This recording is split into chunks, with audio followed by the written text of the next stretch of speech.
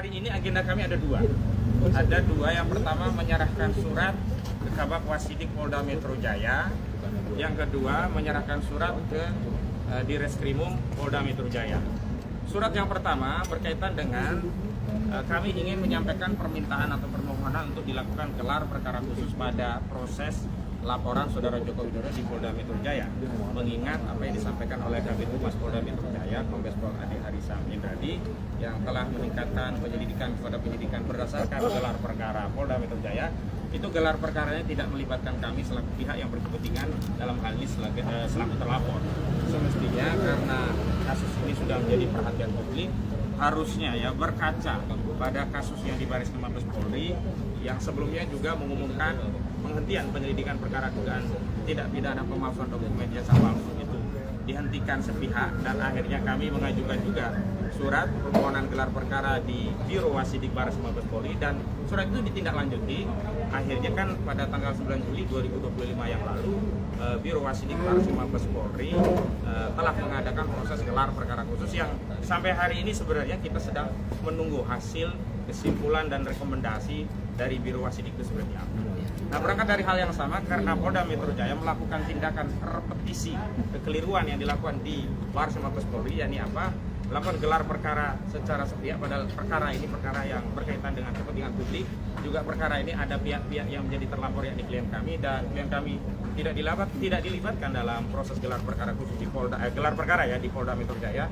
Namun Polda Metro Jaya secara sepihak kemudian meningkatkan status penyelidikan menjadi penyidikan, bahkan pasal-pasalnya luar biasa. Bukan hanya 310 KUHP tentang pencemaran, bukan hanya 311 tentang fitnah, bukan hanya 27A menyerang kehormatan malu itu, tetapi juga ada pasal 160 tentang penghasutan, ada juga pasal 28 ayat 2 dan 28 ayat 3 ya, pemberitahuan bohong, juga ada penyebaran sara. Nah, juga yang paling penting ada pasal 35 dan 32 Undang-Undang ITE yang ancaman pidananya 12 tahun dan 12 tahun dan 8 tahun penjara. Jadi ini adalah satu tindakan yang normal karena kami juga mengambil dasar hukum yang sama, sebagaimana kami sebelumnya pernah mengajukan permohonan gelar perkara khusus berdasarkan ketentuan pasal 31 dan 33 Perkapolri nomor 6 tahun 2019. Hari ini pun kami akan menyerahkan surat permohonan gelar perkara khusus kepada Kabak Wasidik Polda Metro Jaya dengan dasar sama pasal 31 junto pasal 33 Perkapolri nomor 6 tahun 2019. Penting ini kami sampaikan karena harus ada tindakan berimbang yang sama, equal, agar ada jaminan keadilan dan kepastian hukum. Kalau di Bareskrim saja diadakan gelar perkara khusus, di Polda juga harus demikian. Dan sebenarnya yang kami sangat sayangkan adalah semestinya peningkatan status ini menunggu terlebih dahulu hasil gelar Wasidik Bareskrim Mabes Polri. Kenapa demikian? Karena perkara di Polda Metro Jaya dengan perkara di Bareskrim itu sangat beririsan. Sebab tidak mungkin orang bisa dianggap menyebarkan fitnah, yang melakukan pencemaran tentang ijazah palsu sebelum dibuktikan ijazah itu asli. Nah, ijazah yang dipersoalkan ini belum ada hasil kesimpulannya. Bahkan kami dengan tegas menyatakan sebenarnya proses di Polda Metro Jaya tidak bisa ditingkatkan ke penyidikan sebelum ada putusan pengadilan yang berkekuatan hukum tetap yang memberikan ya deskripsi sakti tentang ijazah Saudara Joko Widodo. Kalau hari ini kan ijazah sedang dalam sengketa, jadi tidak cukup dengan statement dari UGM, tidak cukup statement dari lawyernya, tidak cukup statement bahkan dari Bareskrim Mabes Polri, dan yang paling aneh ada proses ya uji terhadap dokumen ijazah itu juga tidak dilakukan sesuai dengan prosedur. Semestinya ya pemeriksaan bukti itu dalam tahap penyidikan. Ya, ngetes barang bukti itu di tahap penyidikan dengan disita barangnya, bukan di penyelidikan dengan model peminjaman. Jadi ini kan ketahuan banget motifnya hanya untuk menghentikan kasus, sehingga seolah-olah tidak ada perkara tidak pidana pemalsuan karena dihentikan di proses penyelidikan. Dan paling penting, di dalam KUHP tidak ada kewenangan penyidik untuk menghentikan penyelidikan. Yang ada kalau belum cukup bukti ya biarkan saja, suatu saat kalau ada lagi ya bisa dinaikkan lagi, tidak kemudian dihentikan.